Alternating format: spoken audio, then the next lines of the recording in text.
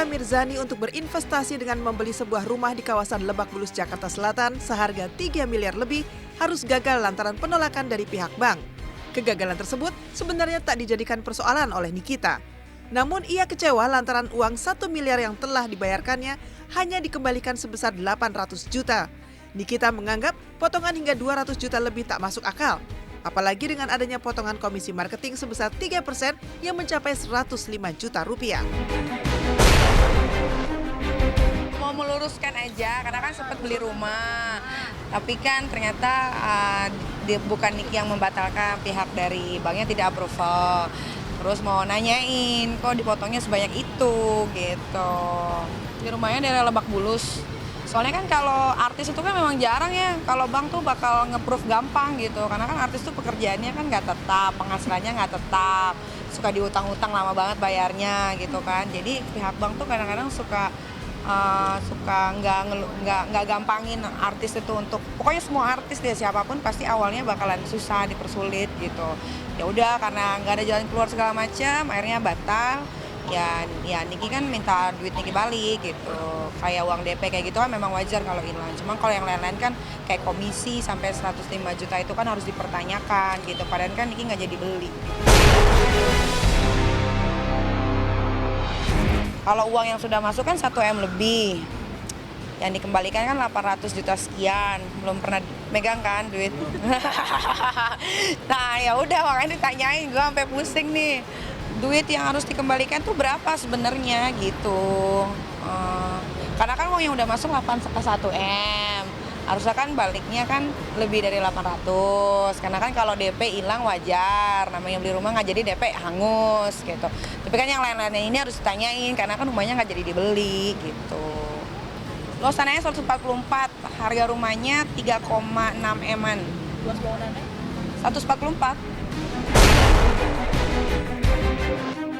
Untuk permasalahan yang satu ini, Nikita tak ingin gegabah dengan melaporkannya ke pihak berwajib. Ia ingin terlebih dahulu menempuh jalur damai dan berdiskusi dengan orang-orang yang terlibat dalam rencana pembelian rumah.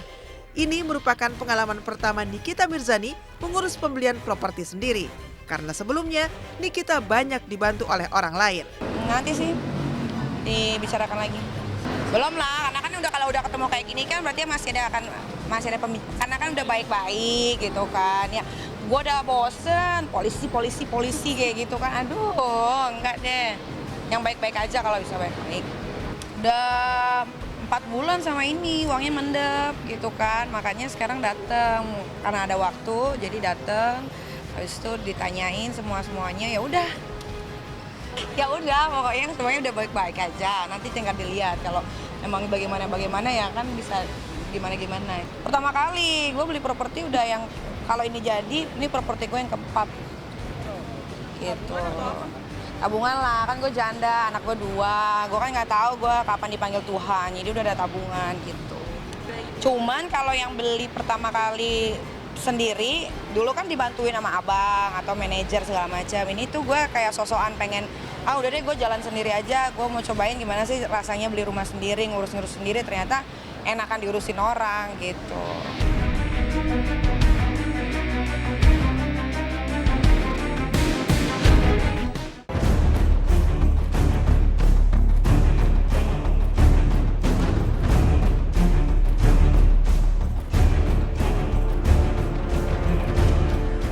Protes atas kejadian yang dialaminya tak hanya dilakukan Nikita Mirzani, tetapi juga Bunga Zainal yang protes dengan melakukan tindakan tegas atas penyalahgunaan foto dirinya.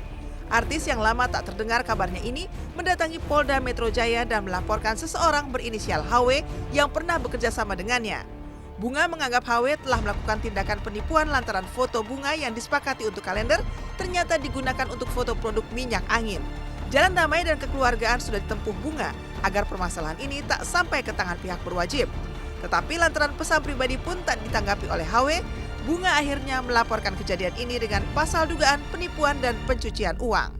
Agendanya tadi hanya daftar konsultasi ya. Alhamdulillah sih kayak cepet banget ditanggepinnya gitu. Terus karena memang kasusnya juga jatuhnya penipuan ya.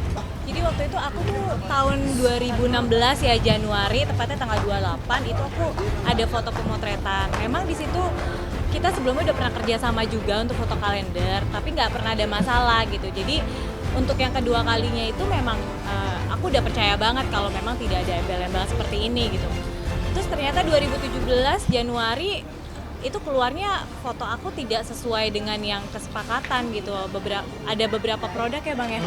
Tapi satu brand gitu. Jadi agak kaget sih. Terus aku coba secara kekeluargaan ketemu dari pihak mereka juga, tapi kayaknya nggak cukup baik ya. Terus aku minta kuasa hukumku untuk mengeluarkan somasi juga 2 kali, tapi nggak ada tanggapan juga. Aku udah WhatsApp juga waktu itu, udah coba ajakin mereka lagi. Setelah pertemuan itu aku ajakin lagi, gimana kalau kita secara kekeluargaan lagi. Semua orang pasti pengennya nggak ada bersangkut pautan dengan polisi kan. Tapi dia nggak jawab, cuma di-read aja, udah. Terus itu nggak ada komunikasi lagi. Ya paling cuma pas agak merasa harga diri aja kayak udah somasi 2 kali, secara kekeluargaan juga udah.